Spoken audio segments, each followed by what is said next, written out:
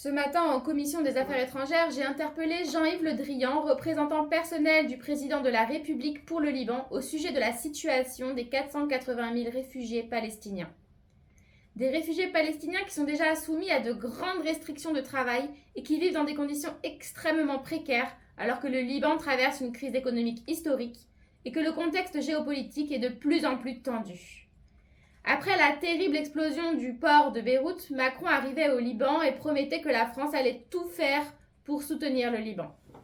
Alors ces promesses n'ont été que peu suivies d'effets dans les camps de réfugiés palestiniens notamment. Au camp de Nar el-Bared, les réfugiés vivent dans des ruines. Des infrastructures n'ont jamais été reconstruites. L'accès à l'électricité est problématique. J'en sais quelque chose vu que le camp est jumelé avec la ville de Mitry-Mory dans ma circonscription où l'association mitrienne France-Palestine Solidarité a dû organiser une collecte de plusieurs mois pour un générateur permettant d'alimenter un hôpital. Dans le camp Ain Eloué, au-delà de la précarité, ce sont les affrontements entre le Fatah et des groupuscules islamistes qui menacent les exilés. La France doit jouer son rôle pour soutenir le Liban afin d'offrir des conditions de vie dignes aux Palestiniens.